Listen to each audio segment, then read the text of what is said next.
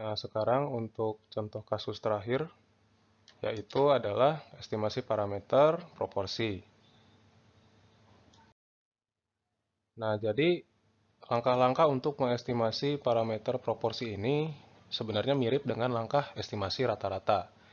Jadi tidak ada yang berbeda kecuali estimasi standar errornya. Nah, untuk rumus rentang kepercayaan pada estimasi parameter populasi itu adalah proporsi dari sampel plus minus Z dikali P atau proporsi populasinya dikali dengan 1 kurang proporsi populasi yang tadi dibagi dengan N, jumlah sampel, lalu diakarkan. Nah, tapi seperti di estimasi parameter rata-rata,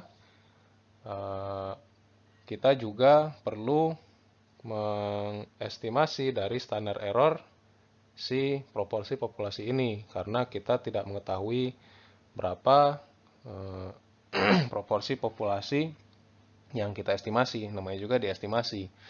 Nah, caranya untuk mengestimasi standar error ini, kita menetapkan nilai si proporsi populasi ini sebesar 0,5.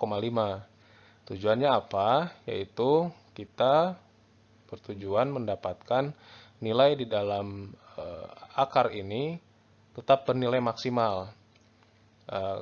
Mengingat angka maksimal dari proporsi ini adalah ketika dia setengah-setengah atau 0,5 dan 0,5. Kalau kita mengurangi nilai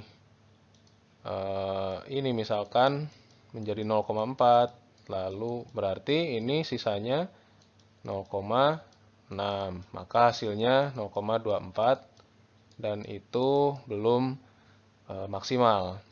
Nah, sehingga dipilihlah angka 0,25. Nah, sehingga nanti intervalnya juga memiliki panjang maksimal. Nah, ini pengertian di statistik ya, sudah masuk ke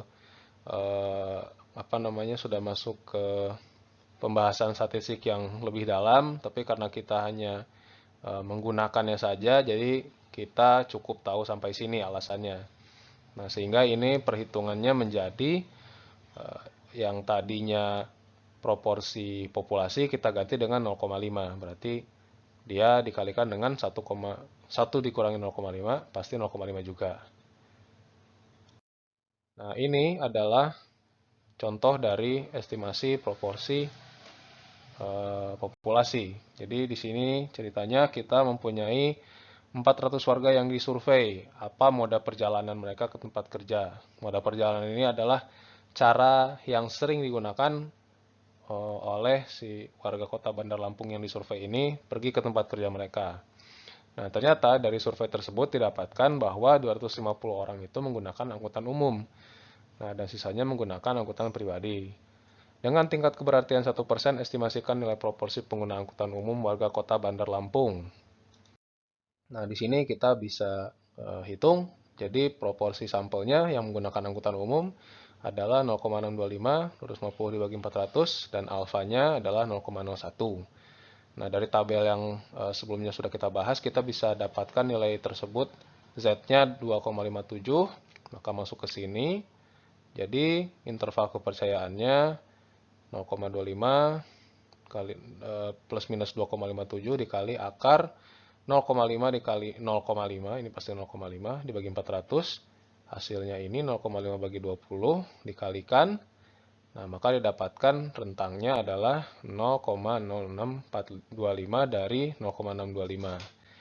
Maka rentang kepercayaan untuk proporsi pengguna angkutan umum di kota Bandar Lampung didapatkan sebesar 0,625 dikurangi 0,06425 sampai 0,625 ditambah 0,06425.